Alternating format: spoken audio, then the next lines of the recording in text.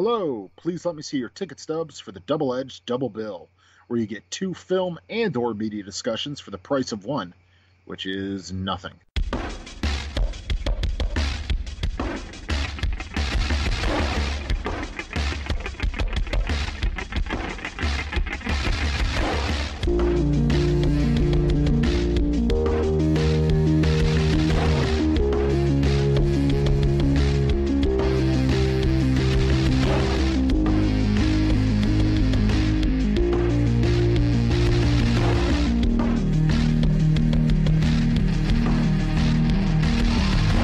Each week, Adam Thomas and Thomas Mariani will come to the table to randomly select the yin and yang of a double feature.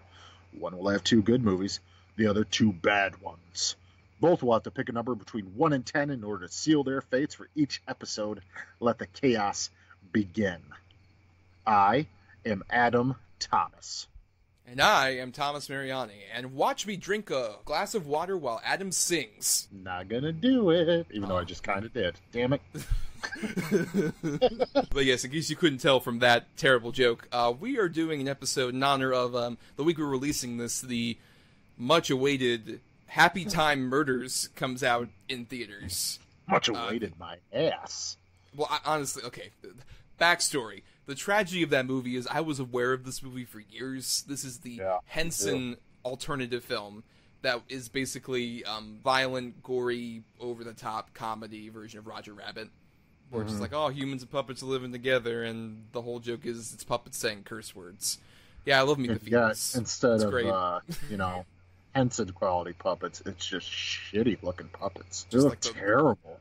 It's really, it looks so low budget. But it's a shame, because I'm a huge fan of, like, the Henson Company, and I love seeing puppets in film in general. I was raised on a lot of the Muppet stuff, and also just some of his other interesting projects, and then puppets, I think, in general, is just, like, something that isn't used enough cinematically. It's just, like, a really fun creation. And we want to keep in mind that for our episode about puppets, we made the terms a bit loose in terms of as long as there's at least, like, a prominent puppet featured, we kind of stated that we would do that, you know, for our movies. Even also stop motion was on the table for this. We'll probably do a stop motion episode at some point in the future. But we opened it up just, like, general puppetry in film. But are you a fan of puppetry in general, Adam? Oh, absolutely, absolutely. I think it's, anytime I see a movie that features it predominantly, I mean, you're almost instantly taken back to childhood. It's so fun. And even that show that was out for a little while, the Jim Henson show, a couple years ago, that came out after Face Off, where they had all these people come in and have to create puppets and do a scene with them and everything. It was so fun.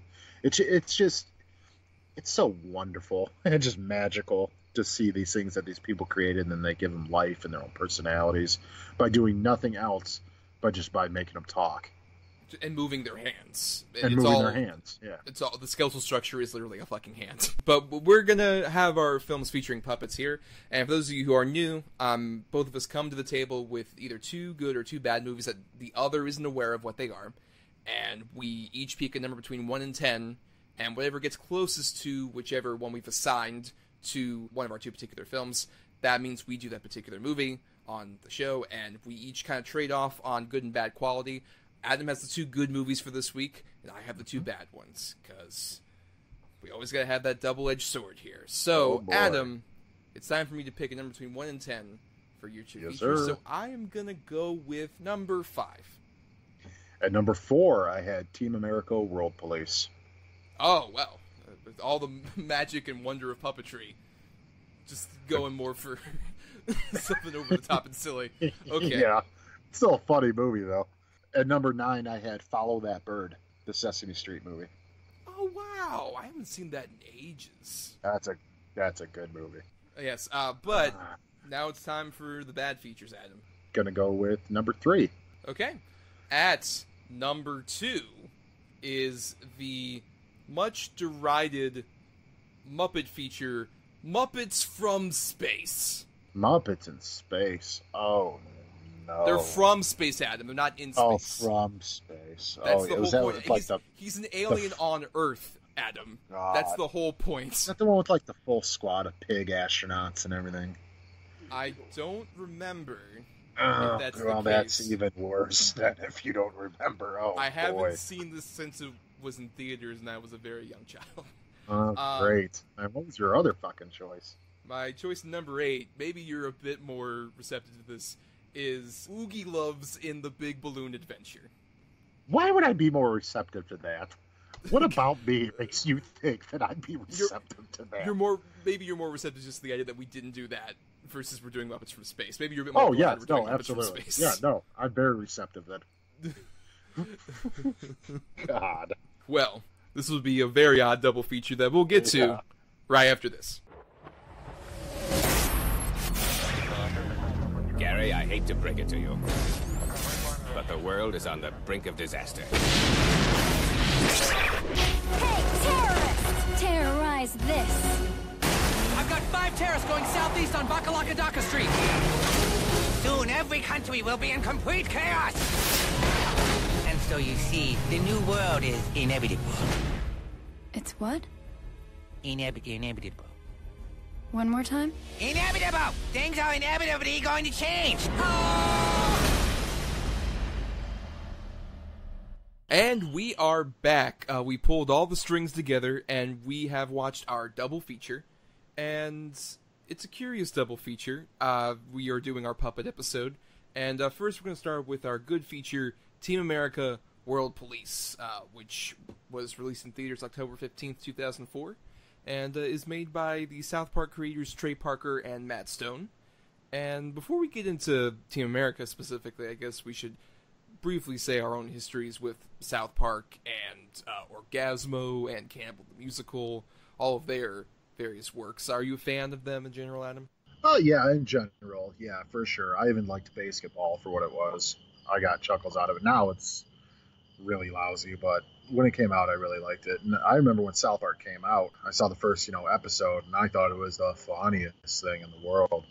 Now, if you go back and watch those first, couple seasons, they're really bad. Yeah, I'm definitely a fan of theirs. Not so much on Cannibal the Musical, but yeah, I like Trey Parker and Matt Stone for sure. I mean, I used to be a huge South Park fan. It was around the time when Simpsons started waning as a show that I started getting into South Park. And it was definitely a thing where I was too young to watch it, and then I grew to really get into it. And I think I kind of stopped around the time of that 2016 election season really just kind of showed how much Yeah, that was a lousy season. Oh, yeah. That was lousy.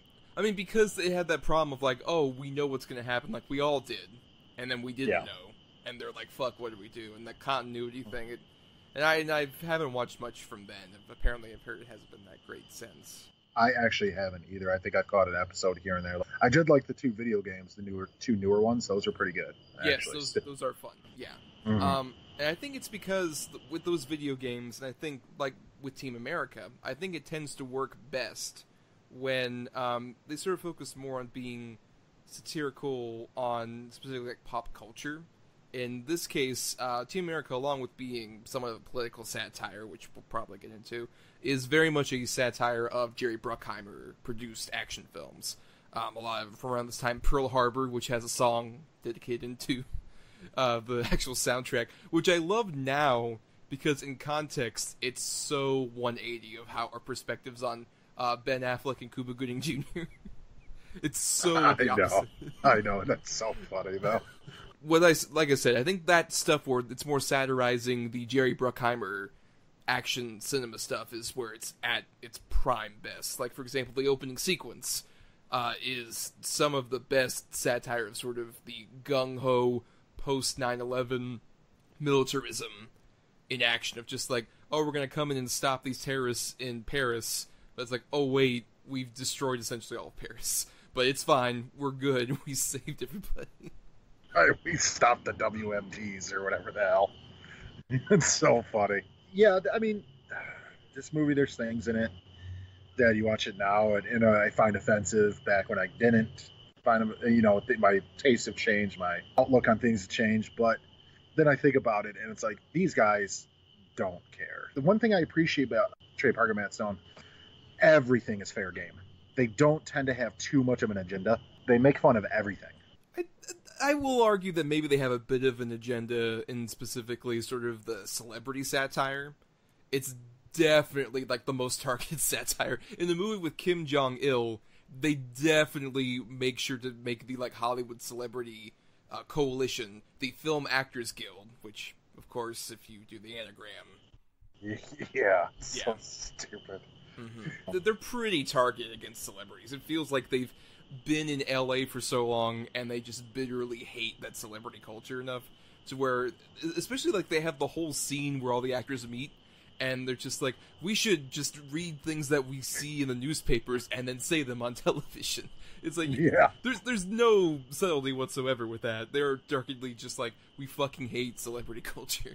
No. I mean, I definitely agree, but like I said, well, I guess more or less when you go to like South Park and stuff, they do target sort of everything in South Park. Not necessarily this movie is the best case, but they are definitely a duo to where nothing's off limits for them. Well, yeah, they're very libertarian. Let's put it that way. They're super libertarian in terms of just like, oh, both sides suck, guys. It doesn't matter. Nihilism, fart joke. That's, right. That could be just like nihilism, fart joke.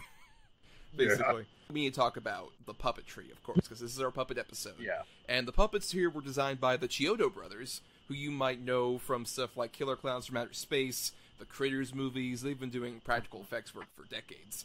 And forever, yeah.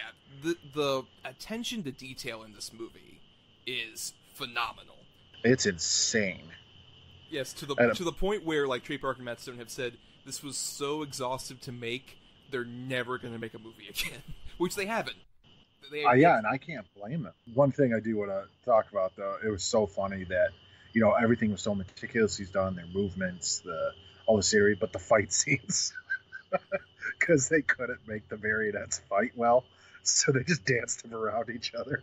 What works is that they treat that 100% seriously. Like, there's the scene at the beginning, during the Paris fight, one of the terrorists fights with, I think it's Chris, the one with the frosted tips, and it's just like, all right, let's make this interesting.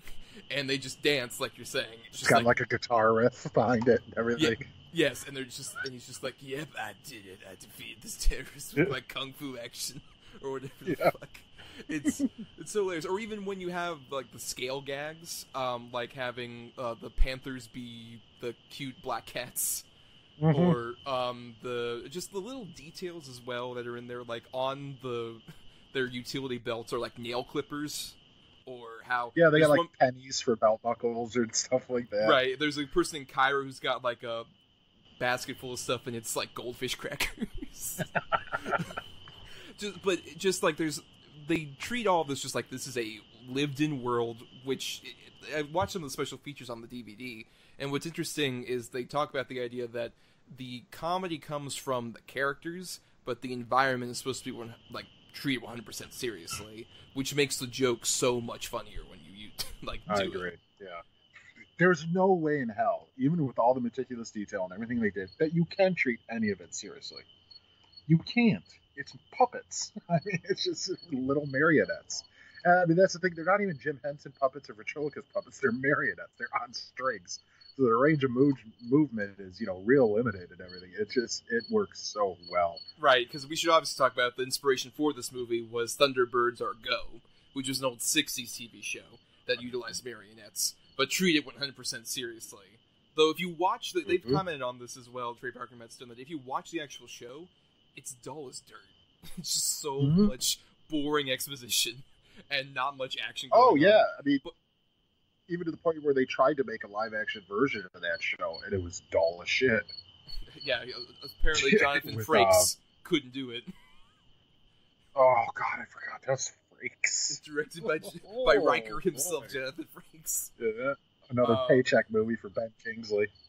Oh, God. They sort of took that aesthetic, which is great, and they turned it into this Jerry Bruckheimer satire. And I love the fact that they even went so far as to get Bill Pope to do the cinematography. And if you don't know who Bill Pope is, he has been the DP on films like The Matrix, the Sam Raimi Spider-Man trilogy, Edgar Wright's recent movies.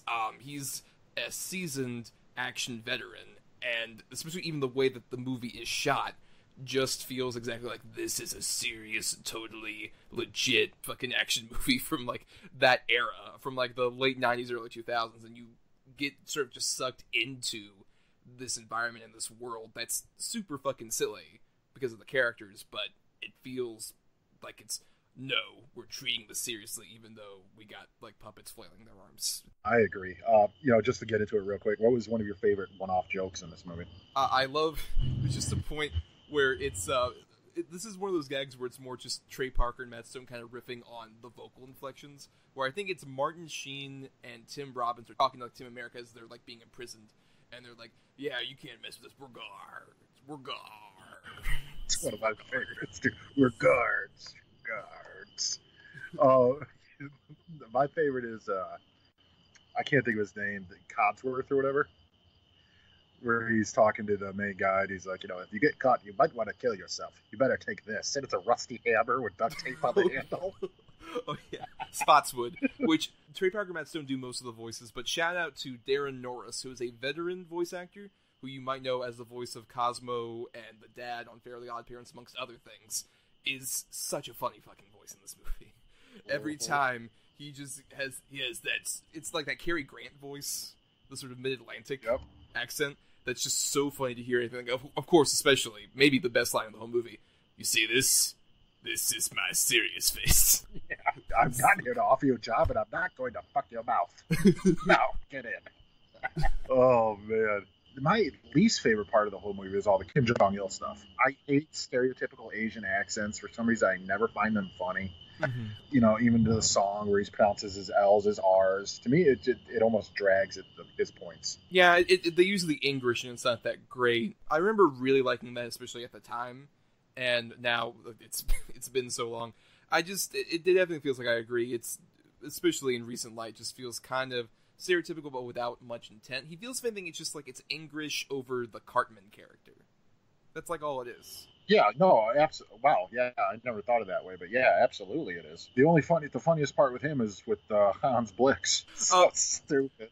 But at the same time, Kim Jong-il isn't actually a bad idea for a villain, not only because of obviously North Korea's position at that time, but also him as a character in real life was actually very interested in film and theatricality, and he actually kidnapped a director in South Korea, and forced him to make a movie and teach him how to make movies and shit.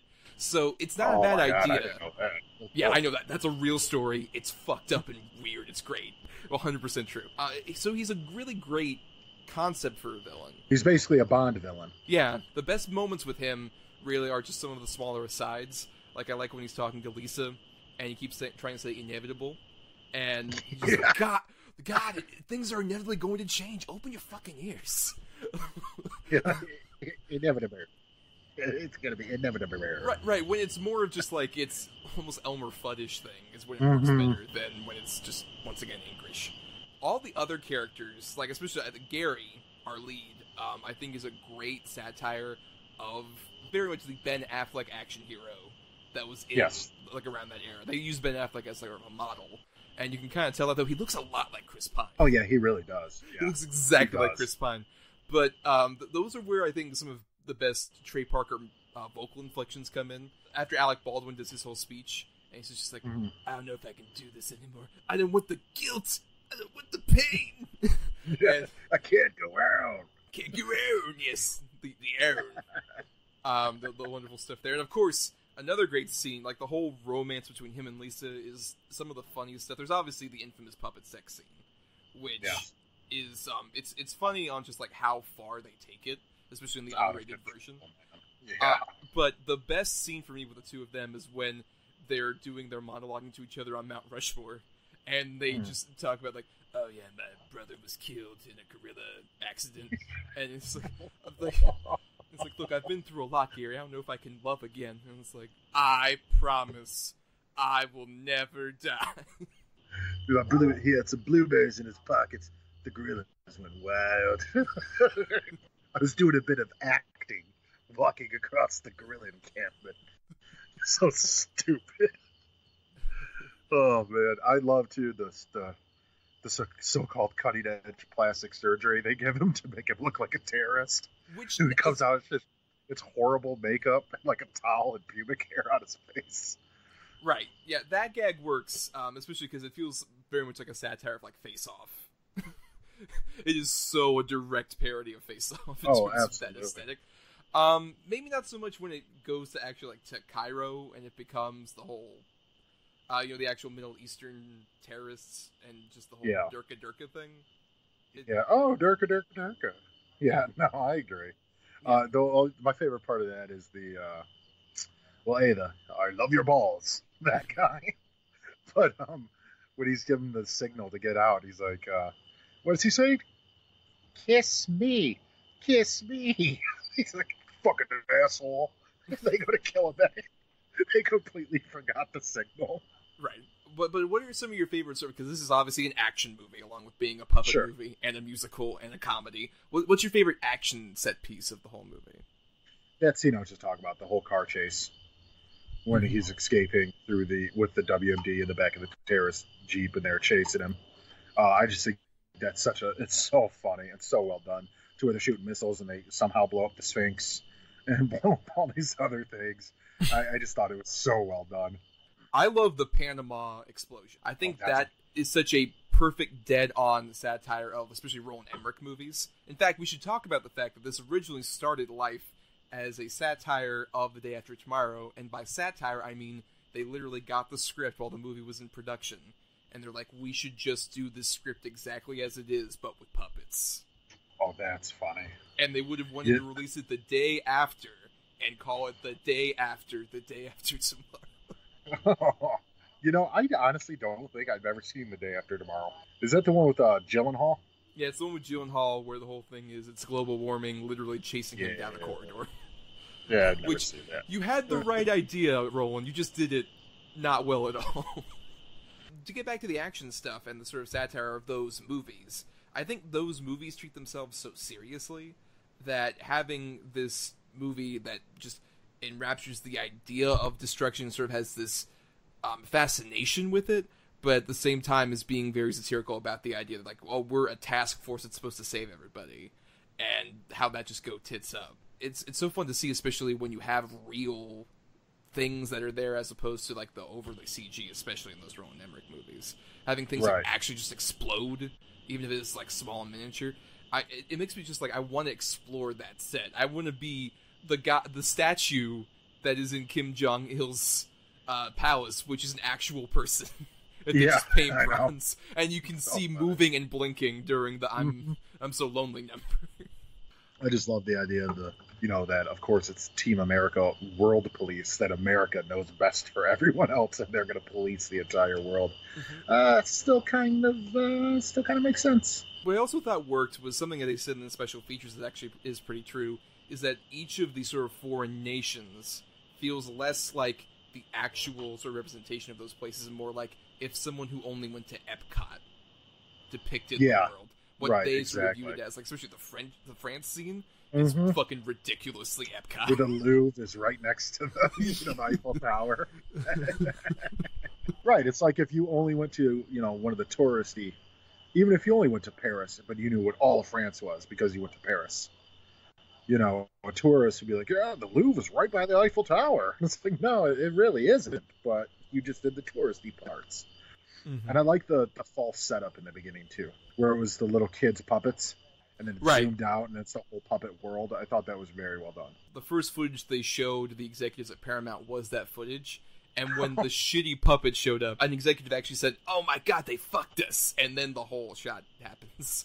The glorious, like, pan out, which is great. Honestly, what I also like is it's clear that Bill Pope and Trey Parker and Matt Stone took advantage of, like, so we're going to do super elaborate things we could never do in a regular movie and have these elaborate crane shots, like, over the entire, like, North Korea landscape. There's so many, like, gorgeous shots that are just, like, you could never get this kind of a tracking shot ever. And they just take full advantage of that scenario, of just this opportunity. It feels really like they knew this is a movie that really had never been made before and would never really be attempted again.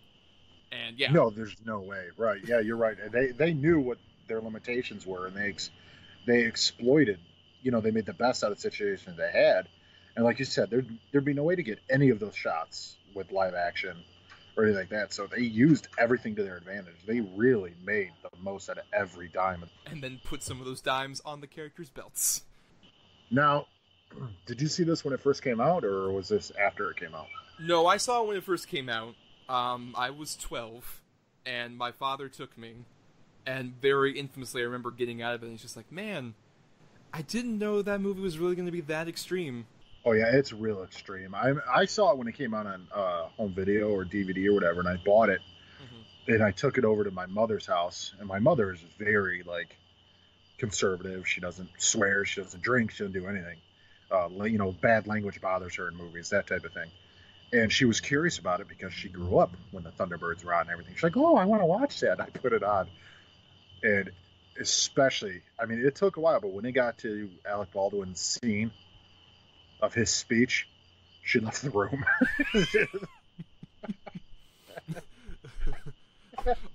Also, shout out to veteran voice actor Maurice LaMarche for doing a very impressive Alec Baldwin impression. Yeah, he was the best celebrity impression of the movie. The rest are awful. What are you talking about? Trey Parker, Susan Sarandon is dead on. Yeah, that David. Well, that's just genius, just because I love the fact that the puppet. Yeah. Well, yeah, because the puppet apparently came out and just looked that dumb and Neanderthalish, and they're just like, "Nah, we need to just do this," and that's become a meme. There have been plenty of things out of this that have become memes that still last to this day, like a Matt Damon. Apparently, Matt Damon still hears that on the street. Alec Baldwin still hears "You're worthless, Alec Baldwin." Yeah, I just can't believe what they were able to accomplish with just puppets. It's insane. It's insane. Like you said, this is an undertaking that had never been done to this level before, and I can pretty much guarantee I don't think anyone would ever attempt it again. Nah, especially considering the horror stories that Trey Parker and Matt Stone talked about. And keep in mind, this year, not only were they doing Team America, they also, right after Team America was done, like that, they did that during the summer, and then they're like, okay, now we have to do post-production on Team America while doing the 8th season of South Park. That's insane. They must have been exhausted. But interestingly, the 8th season, what I love about sort of the double edge of this movie and then that season is that season 8 is one of my favorite seasons too, because that has the weird experiments that just sort of come out of how tired they are, like the Good Time with Weapons anime episode, which is phenomenal. Oh, that's the best. And then that's also my favorite episode. And Woodland Critter Christmas as well is that season, and that's at the very tail end. I love the song from the anime episode. It's one of my favorite things ever. Let's fighting love. Protect my balls. Yes. No, these guys, and the thing is, these guys are so smart too. They really are. These two are comedic geniuses. To me, they're South Park. For a long time, like I said, I fell off, but to me, South Park was one of the smartest shows on television for a while. Where, I mean, especially with their turnaround, where each episode was done in a week. Written to animated to voice to everything in 1 week. That's insane. Yeah, especially they've done that for so many years. I think since like the 3rd or so season, they've been pretty much doing that. That way they could keep up. They could be topical every week. Right.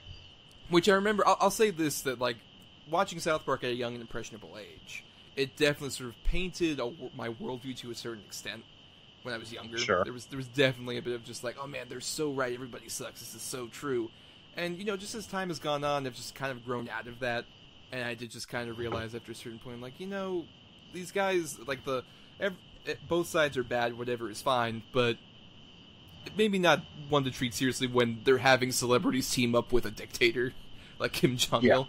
Yeah, they have to wait until Scott Baio does that later before that becomes a thing. Oh, God. But anyway, let's go into our final thoughts about Team America. Team America, when it first came out, I thought it was one of the funniest things I'd ever seen, and it still gives me quite a good chuckle. I mean, just on what they accomplished alone, I think it's worth to be seen by anybody. I mean, it's a monumental feat that they accomplished, and it's all there on screen, and you could, if you wanted to freeze frame any scene of this movie, you could pick out little things, little Easter eggs or whatever you want to call them, and I mean, it's just everywhere. It's so well done and so artistically crafted, and just so much care and time was put into it that I think just for that alone, it's worth a watch for anybody. Yeah, I would very much agree with that. I think it's not my favorite of their films that they've done. Of them, I would still say the South Park movie. South Park, Bigger, Longer, and Uncut still holds up very well. I think that one has still so much pointed satire and really great musical numbers and all that other stuff that makes it probably their best feature to this day, and one of the best sort of spin-offs of a show to film. But I still really do enjoy Team America quite a bit. It's, like we said, even if not all the jokes hold up very well or land to this day, the production design and the attention to detail still makes it just like so worth watching, and it's such a unique beast because there really aren't that many movies featuring marionettes to this level that were before or since, and especially with this sort of American political spectrum and also the parody of American action films. One of my favorite things we didn't talk about is during the opening scene, the death of Carson, the Team America member who Lisa is with, has the most pointed, beautiful take of the ancillary character dying and inspiring the hero. It's just like, no, you have to go on. Yeah, I was going to say, there's another one of the odds. You have to go out. And also, another scale gag that's great there is when he pulls up the ring, just like, I want you to marry me. And it's clearly a human hand holding the ring that they just put into frame. Yeah, I know. And how even there are points where the puppets are kind of self-aware. Like, there's the point where Lisa is pointing at Gary, just like, look, what matters is what's here. And it's awkwardly pointing, and she looks down at her finger because it can't quite get there. She tries to shush him, and she's just poking him in the eye. But it treats itself seriously in the way of sort of like you mentioned basketball, a Zucker style. They definitely take that aesthetic to it and just say, the characters are treating this 100% seriously, but they're saying silly, stupid things. And like we said, not every joke holds up. The political satire is a bit off from especially a modern perspective, but it's still a unique beast that is worth viewing at least once. I concur. But let's get to perhaps more famous and renowned puppets and not one of their best efforts. Muppets from Space. The Muppets are taking over the summer. People of Earth, do not be alarmed. This guy's a freak show. And returning to the big screen with a bang. Whoopee! I'm an alien! Wow! Join Kermit, Piggy, and all your favorite Muppets. Gonzo? Bingo. Huh? On the wildest space adventure of all. This is Miss Piggy with Alien Exclusive. This is my story. Muppets from Space, rated G. Only in theaters July 14th. All right, so if this isn't one of the most misleading fucking titles for a full-length film, yeah, you do get Muppets from Space in the last 10 minutes of the movie. Well, technically, Adam, you have Gonzo in that throughout the entire film. He's from Oh, Space. sure, yeah, which was completely unnecessary to even do. I liked that Gonzo was just some weird thing. I didn't even know that he was an alien. I don't think that was necessary. Look, it was the summer of '99. Episode 1 came out. Everyone was into unnecessary origin stories for alien creatures. So, had you seen this before, Adam? I had, and I think I saw it when it came out because I was a huge Muppet fan. Mm-hmm. I mean, in fact, I can honestly say this was the last one I seen. I didn't see the one with Jason Segel or the sequel. I did see a couple episodes of the TV series they tried to do recently, which I actually thought were kind of funny. I can honestly say this one kind of killed the Muppets for me. I just think I find it so boring and bland. Yeah, this is one that I saw in a theater. Actually, I remember one of the first movies I ever saw in a theater was Muppet Treasure Island. That's one that I had a pretty big attachment to, and I actually rewatched that along with this one in prep for the show because it's important to talk about this era of the Muppets. Because this is about a decade or so after Jim Henson passed away. And the 90s were a very rocky time for the Muppets, because you had 3 features. Yeah. You had initially A Muppet Christmas Carol, which everybody loves. Still a timeless. Yeah, that's a good one. Yeah, that's a good one. A very beloved adaptation of that story. And then Muppet Treasure Island was also in that decade, which, having rewatched it, it's not a great movie, but it's got Tim Curry. Yeah, I was going to say, Tim Curry is so fucking good in it. He's so great. And then Muppets from Space, and I think what's missing from Muppets from Space, along with, it's something that's in a lot of the other ones, and even what was missing in, say, like A Muppets Tonight, which was their attempt to do the Muppet Show in the 90s as well on ABC for a brief period. The trouble that I think is really missing, amongst many, is that there isn't really a strong human either pro or antagonist Because when you think back at all the different Muppet movies, they have at least one sort of recurring supporting human character that really sort of ties everything together. In the Muppet movie, the first one, it's Charles Durning. Yep. In The Great Muppet Caper, it's maybe the best human to ever work with Muppets, Charles Grodin. Yeah, he's so fantastic. In Muppets Take Manhattan, there's It's the waitress. I can't think of her name. Yeah, it's not one of the better examples. But then Michael Caine in A Christmas Carol and Tim Curry in Treasure Island. And here for this movie, it's Jeffrey Tambor. And he's guess. terrible. Jeffrey... No, but you're 100% right. You need that human character just to ground it a little bit, and it almost makes the Muppets not seem so out of place. Right. Because they're interacting with the human character the whole time. Right, yeah, and Jeffrey Tambor in this movie, most of his direction is just scream at things, which isn't funny, and also in more recent context, given it's really not funny. No. See what he did to Jessica Walter on the set of Arrested Development, yelling and screaming at her, and that's all he does to the Muppets. And then they give him, like, a happy ending, which is really weird, because it's like, you never made me at all like this guy. Yeah, it's... No, he was trying to dissect Gonzo, for God's sakes. Yeah, but you never made him, like, an interesting antagonist or somebody fun. Like, you never are supposed to be endeared to Charles Durning in the Muppet movie. No. But he's a fucking great villain to go against Kermit. Same thing with Charles Grodin and his obsession with Miss Piggy, which I rewatched that too, and it's still so fucking funny. That's probably their best one. I know, yeah, it's always a toss-up with the Muppet movie and Great Muppet Caper for me, but yeah. Those other movies also kind of anchored themselves on either the Muppets as a group or Kermit specifically. And the problem is, with this movie, I love Gonzo. Gonzo's my favorite Muppet. But he's not somebody you can really anchor a story around. Yeah, I agree. Gonzo was always my favorite, too. But he was always best as a side character. Kermit was always the heart. Gonzo was always just the Gonzo character. He's a goofball. You know, he'd come in with the chicken and, everything like that. He was just a goofball. And maybe that's where they lost it, too, with this. I don't know. It's just... Honestly, I didn't even know this was in the fucking theaters. I thought this was one of the ones that was straight to DVD. Because the one when you first mentioned this, I got it confused with, what is it, like Pigs in Space or whatever. Right, yes, Pigs in the Muppet Space. Spin-off. The Muppet Show. Yeah, the Muppet Show sketch that would be recurring, Yeah, but they did a straight-to-DVD version of that. I don't believe they did. As far as... I'm willing to bet they did, but you could be right. Look up Muppet Wiki, motherfucker. Do it. They have an extensive list. All right. But anyway, it also doesn't help that in this 90s era, they were definitely trying to introduce characters that felt less like organic members of the Muppets and more just like we're really trying to like do a Poochie. And that's personified by fucking Pepe the Prawn, who is always terrible, always been annoying, and was pretty much just created because it's like, oh, hey, we need a kind of racist stereotype that also could sell Long John Silver's.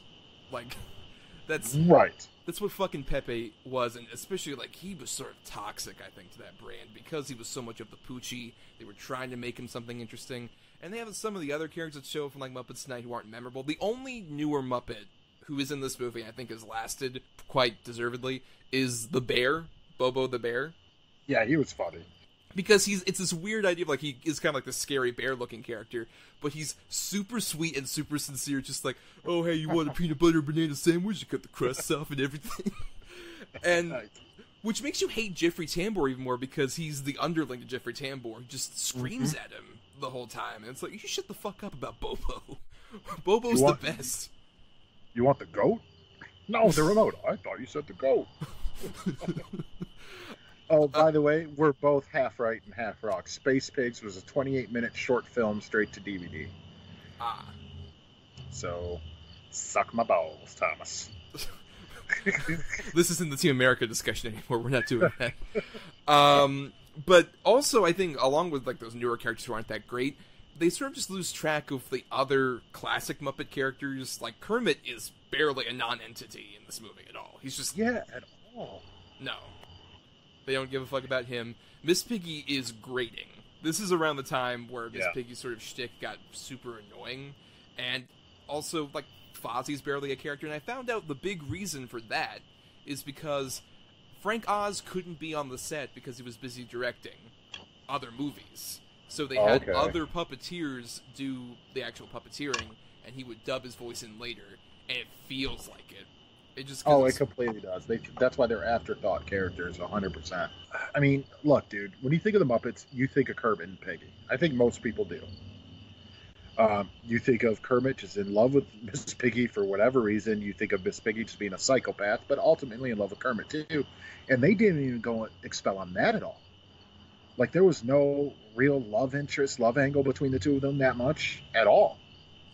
Well, necessarily, like, when I think of the Muppets, and I, like you, was a huge Muppet fan, especially throughout my childhood, and even to this day, I still appreciate them, is I think of them as a group. I never really think of just Piggy and Kermit. I think of how are Fozzie and Gonzo and even Sam the Eagle or Dr. Teeth and the Electric Mayhem, how are any of those people going to react off of each other? Or react off of a different celebrity cameo or whatever. And we should also talk about this one either. Well, I mean, that was because after Jim Henson died, they sort of retired Rolf for a while. They didn't really bring him back until about like a decade and a half after he died. They started actually using him. Because he was like the first Muppet to become famous at all. Because he was on like the Jack Benny show and all that other shit. So they kind of retired him for a bit. It doesn't help also that I think we should point out that the director is Tim Hill, who is mostly known for doing schlocky children's films of recent, like the Chipmunks movies, for example. Speaking of Arrested Development people not giving a shit, David Cross. It's a recurring motif in his work. No shit. It just feels like this is so flatly directed. And what you can say about like any of those Muppet movies being silly, gauche, or whatever, it's something similar to what we talked about with Team America, is that Jim Henson or whoever was taking the director's chair, and you give him point. Even Frank Oz did for Muppets Take Manhattan's like his first movie. They felt like they were actually trying to do innovative, different stuff with the Muppets, and it felt like it copied the cinematic form they're trying to do. Like, the Muppet movie feels like a 70s road movie. The Great Muppet Caper feels like an old-school heist movie. Right. The Muppets Take Manhattan feels like an on-the-town sort of, we're young kids trying to get our way in the world kind of movie. This movie doesn't have any direction, and therefore it doesn't really have a good directorial voice behind it. It's shot like a really bland comedy from around this era. Yeah, you're right. It's like they didn't give a shit. It's not that they didn't give a shit, but they didn't have the heart that, Henson or Oz did, to where they cared and loved these characters. This guy, he wants to make a Muppet movie, and it's almost like he didn't do any research. Mm-hmm. Like, he just used whatever. I don't know. It's like you said. I mean, maybe that's part of it. Why it's so boring. It's so bland to where you don't. I lost myself watching this. I don't know how many times. Celebrity cameos only save it so much. You know what I mean? Yeah, we should talk about some of those celebrity cameos. Like, do any of them work? Is there any one of those celebrity cameos that actually work to you? The one that was probably the most fun was Ray Liotta, just because it's Ray Liotta playing so against type. I agree. That was the funniest bit of any of the celebrity cameos, because he gets like sprayed with this like spray that makes anybody do what Miss Piggy wants, and he is just like, "What was I going to do? Let you in? Oh yeah!" And then he lets everybody in. Come on here to have a good time. Wow, what a wonderful family! What a wonderful family! Yes, I completely agree, because it's not fucking Rob Schneider. It's not David Arquette. Oh God. Yeah, it's not Andy McDowell. Mary Abraham as Noah was kind of fun. Yeah, that was kind of, you'll need this. It's like a little Kathy Griffin. Nah, that doesn't work more just because the animal shtick of woman doesn't feel like it's that funny anymore. Because it's been done to death. Yeah. I mean, it's been done over and over and over. I don't mind the fact that he's woman crazy because he's an animal. I get it. Mm-hmm. But it's just been done so many times where it's like there's nothing. That's another thing about this one. There is no new jokes in this movie. The Hulk Hogan one was interesting to me, if nothing else, for it has a whole new context now when he says just like, "What do you want? I'm the bad guy." Yeah, you are Hulk. Or Hollywood. I'm sorry, Hollywood. Oh, you're Hollywood Hogan. Yeah, but I saw a better Hulk Hogan cameo in Gremlins 2. Yes. I've seen it. I've seen the Hulk Hogan cameo where he comes in and he's the tough guy and he makes everybody, what? I've seen it. And Pat Hingle was like, just why is Pat Hingle in this movie? It's just like, hey, I'm off during my breaks on Batman and Robin. I'll shoot a couple scenes for this movie. Right. Sure. Basically. Yeah, and even like there's the random ass Dawson's Creek cameo that no one would get if they watched this now. What was the point of that? For Pepe to creepily hit on Katie Holmes. Right. That's it. Ooh, how hilarious. Yeah, this was a rough one, man. Like I said, when you recommended it, I got it confused with Space Pigs. And I'm like, okay, I think I might have seen this one, and I think I might have liked it. Yeah, I was way wrong. I would definitely recommend giving the newer Muppet movies a chance. I think The Muppets and Muppets Most Wanted, while I have issues with them that clearly show they're sort of like a post-Henson era Muppet movie, I think they still have a lot more heart and a lot more charm. And more importantly, something that also missing from the story, I talk about direction, it's also just any of the Muppet movies have a simple narrative structure that you can immediately follow. The Muppets are on a road trip, want to go to Hollywood and make a movie. The Muppets are trying to stop a caper involving like diamond heists. The Muppets are trying to make it on Broadway. The Muppets do A Christmas Carol, or the Muppets do Treasure Island. Like, there is a simple narrative structure that's going on down the line. With this one, it's like Gonzo wants to like find out what his roots are, and then he makes like the messages that can be seen from space, and there's also a government agency, and then the other Muppets try and like save Gonzo from being captured, and then they go back, and then the Muppets actually come down from space, and then Gonzo may be going up with them, but doesn't. It feels clunky.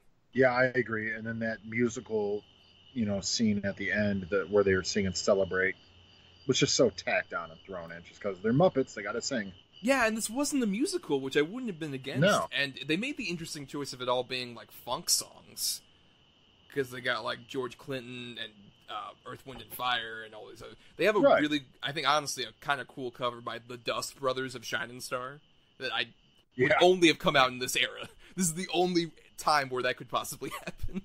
Yeah, definitely. But yeah, they just sort of it's a weird aesthetic choice, but they kind of commit to it, and then they don't with that ending. So it's just a movie that's not committed to anything. It's really interesting considering I have a list in here of the various different Muppet productions that were rumored and boundied about around this time and a bit after this time, and which is why I recommend going on Muppet Wiki, because there's so much extensive stuff about this. There's Muppets in Space, where Kermit's abducted by aliens. There's a Hamlet production called Kermit, Prince of Denmark, which would have had Jason Alexander as Claudius, and was actually written by the guys who would later go on to write Avenue Q. Oh, okay. Yes. Yeah, that would have been fun. There was a Muppet time travel movie where Animal was going to be the missing link. Like, he'd go back in time and become the missing link of the Stone Age. There was the Muppets Get a Haunted Hotel. Oh, that could have been fun.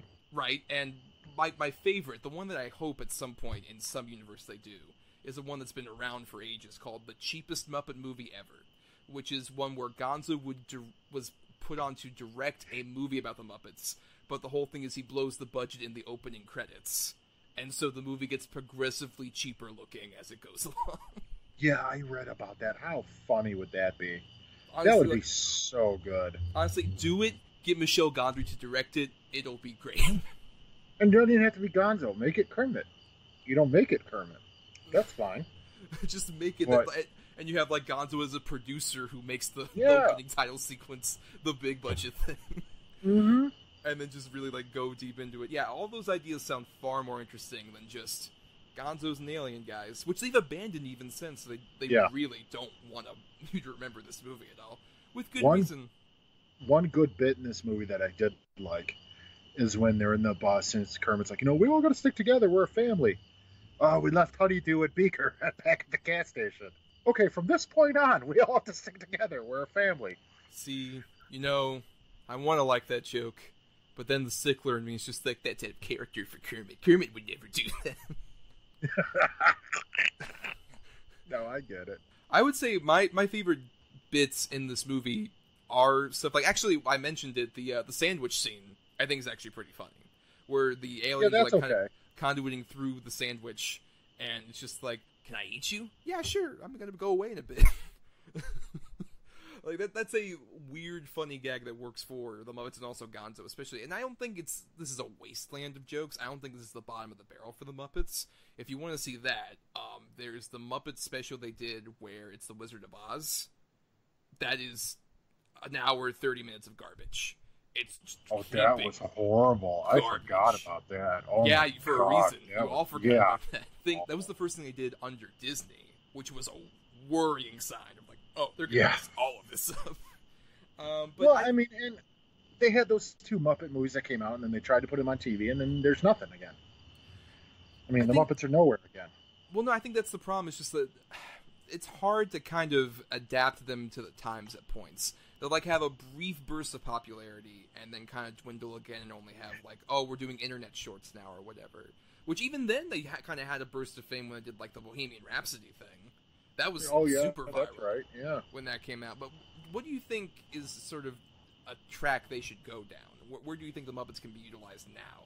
You know, honestly, I think they were hitting it right with Christmas Carol and Treasure Island. Just adapt literature or, you know, like spoof I hate to say it, but even spoof like a classic, like a Hitchcock movie and throw the Muppets in there or something like that. I don't think the times we're living in now would really work with a Muppet movie to make it topical. So you'd have to do something sort of in the past or something, you know, that doesn't reference what's going on now.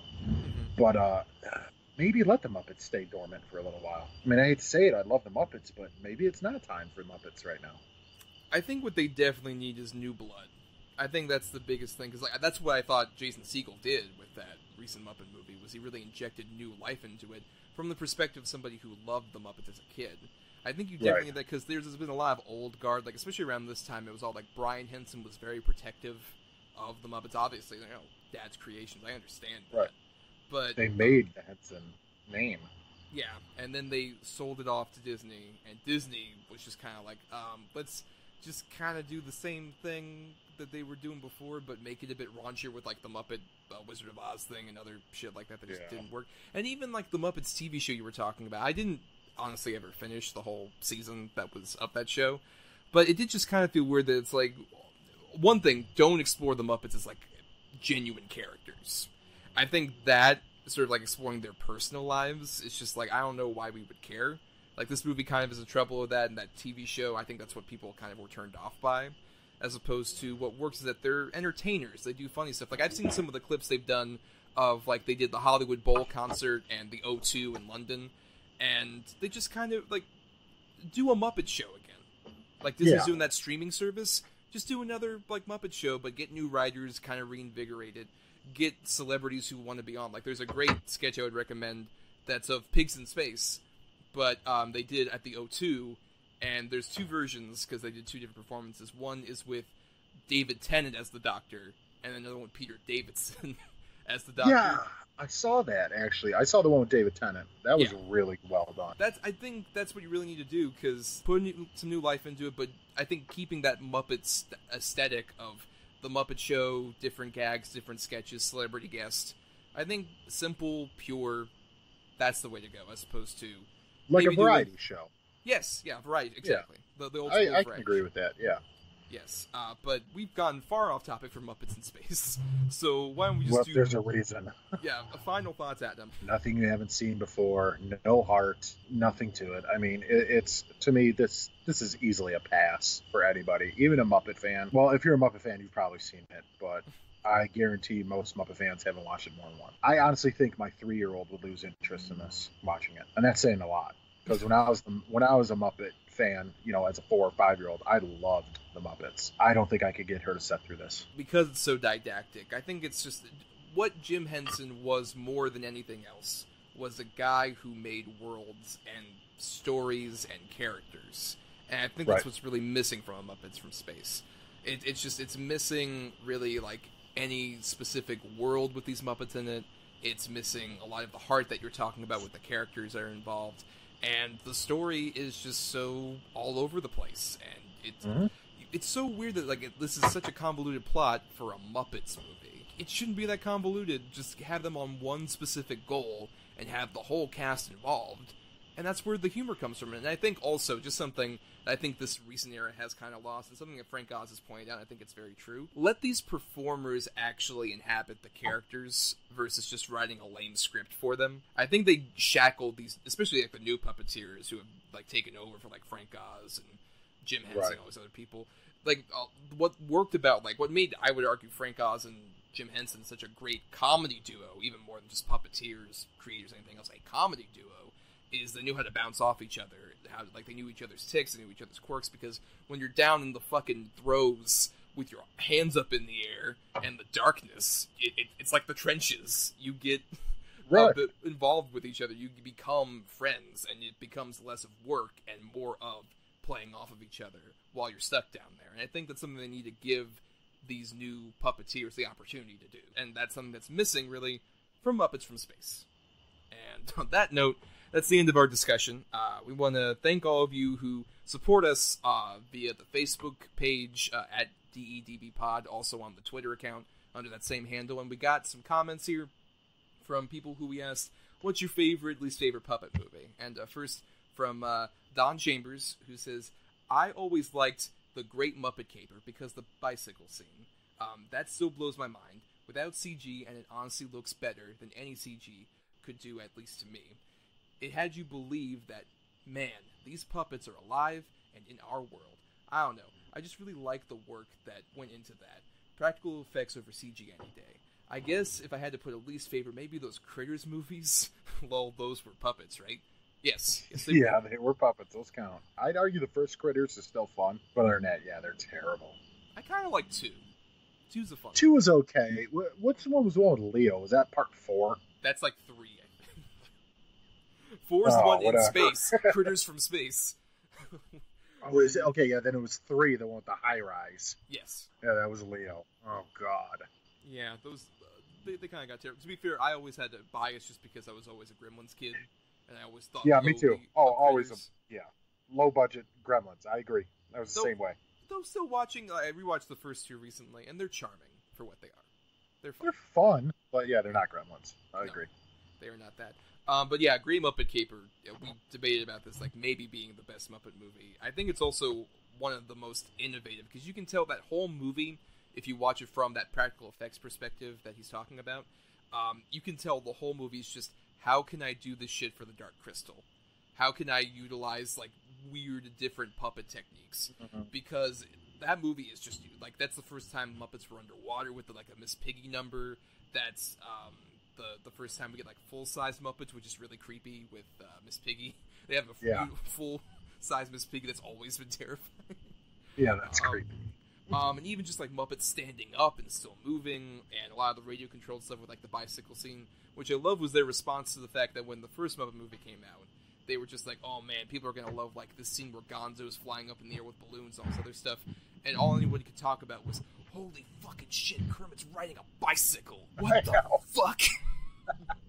People apparently went fucking crazy when that happened, which... Because it's still impressive, Dan. It's not wrong. It's impressive.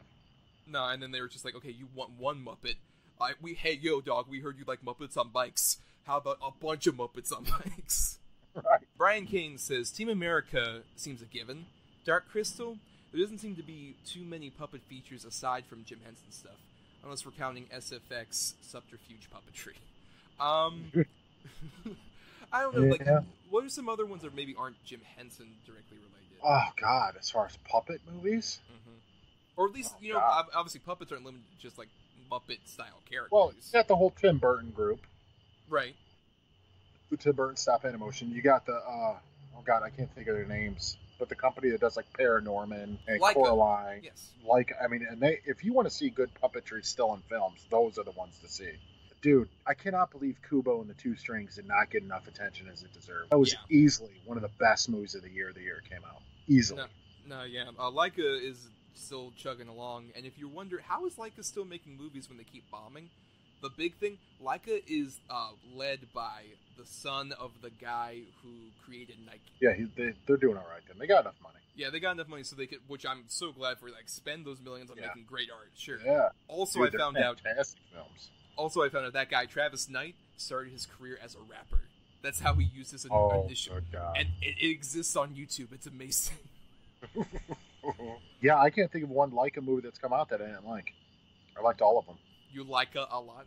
I like a Laka. Waka Waka. Our next, Waka Waka. Michael Payton says Dark Crystal. And we actually, I'll read a few other feedbacks here that kind of go into a lot of Dark Crystal love here. Mallory Somerville says, even though they scared the shit out of me as a kid, the high fantasy puppet movies from the 80s like The Dark Crystal and The Neverending Story are all-time classics. I wish that the genre would make a comeback. The Labyrinth is still one of my favorite movies. And Nate Thomas also says, okay, for a terrible one, The Dark Crystal. Weird little alien naked elf children playing flutes and crap. A good one is Team America. A terrible one is Howard the Duck. Oh dear lord. She makes out with it. And the rock song. And of course... She fucks it. She fucks it. I mean, she doesn't make out with it. She fucks that duck. Implied fucks, but yes. And of course there is Puppet Master X, Axis Rising.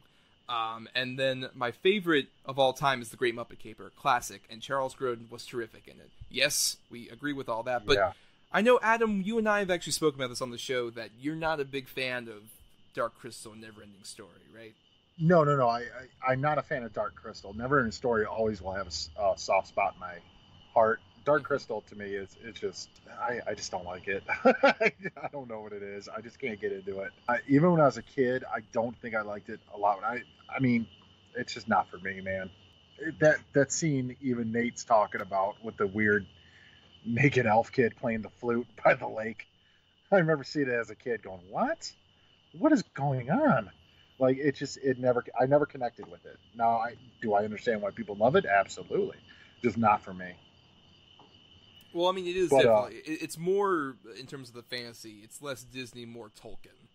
It's sort of Jim Henson's attempt at a whole Tolkien-style universe, which I've never been a huge fan of Tolkien in general. I like the Lord of the Rings movies, but I could never quite get into sort of that world-building mythology fantasy. But I remember, especially with the Dark Crystal, it really is the fact that Jim Henson made a whole fucking world out of nothing. Like, there's no humans, there's no, like, really thing that you can ground to beyond sort of the sort of Joseph Campbell archetypes that the characters go through, but just like the actual species, the various different creatures. It was just something that that's another example of, like, no one's really ever tried that much before or since, in all honesty, on that scale with those kind of creatures and in that practical form. And it always has sort of an attachment to me. That's why I don't go into as much of a Labyrinth, because you've got Jennifer Connelly or David Bowie. Right. I understand. And Labyrinth is not one of mine either. I don't really get into that one either. Though no disrespect to David Bowie and his crotch. Oh my God, no! His huge package. No, his huge package. Yes. On a sidebar though, Nate Thomas is actually my older brother, and in order to annoy him when we were children, I would sing the Howard the Duck rock song, but only the chorus, over and over. I would literally get in his ear and go, "Howard the Duck, Howard the Duck, Howard the Duck," over and over and over. So I think I might have killed him on that movie. Although it's a bad movie, but still. It's a bad movie, though I think we've gotten worse both Lucasfilm productions and Marvel productions since. I can't disagree with you. No. That's one we might want to put in our back pockets for a future episode. Yes, maybe. We want to, before we go, thank a few people. Thanks to Chris Oliver for the music used in our show. Listen to more of his music at chrisoliver.bandcamp.com. We also want to thank Emily Scarda for the art that's used on our show. You can request art from her at fiverr.com/eescarda. And, of course, along with being on the Double Edge Double Bill Twitter, you can also find us on our own individual Twitter accounts. I am at NotTheWho'sTommy. Malekithfan6969. See, I didn't even have to goad him. I own it now.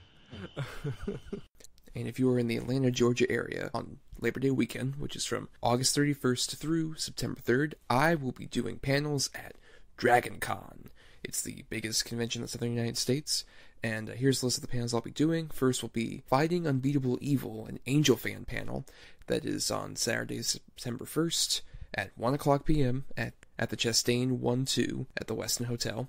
Then on Saturday at 7, I'll be doing a Beetlejuice 30th Anniversary panel at Peachtree 1-2 over at the Westin as well. And then on Sunday the 2nd at 7 p.m. I'll be doing From Slayer to Hero, a Buffy retrospective at the Chastain 1-2 at the Westin. And so on Sunday the 2nd at 8:30 p.m. I will be at the Peachtree 1-2 Westin doing the Let the Right One In 10th anniversary panel, which I will be moderating. So come see me, especially if you're a fan of the show. We'll have a drink. It'll be great. Have a couple drinks. Have a couple hundred drinks. You know, have alcohol buy poisoning. Some drinks, people. Yeah, whatever. Get them drunk. Yes, and we also want to encourage people, we've said this before, to go out and subscribe to us on iTunes, rate and review us to give the show more visibility, especially, as we mentioned last week, if you email us a picture of your iTunes review to doubleedgeddoublebill@gmail.com, and you're a U.S. resident, we'll be able to send you a free sticker pack that features our logo. Yo, absolutely. You'll get at least 2 of each. There's 2 types. You'll get at least 4 stickers. And then you can throw on your laptop, on your backpack, on your silly car, whatever you want to do. When people ask you what you got going on, like, this is a podcast I listen to. Don't give me a ticket, officer. On your Trapper Keeper, even. Right. Impress all the popular kids at school with your double-edged double bill Trapper Keeper. Yep. Well, on that note, it is time to turn off the music and display the lights no more, Adam. The show is over for the evening. But I want to go to Hollywood. Hey, guys, I love you. Come on. Good night. Good night.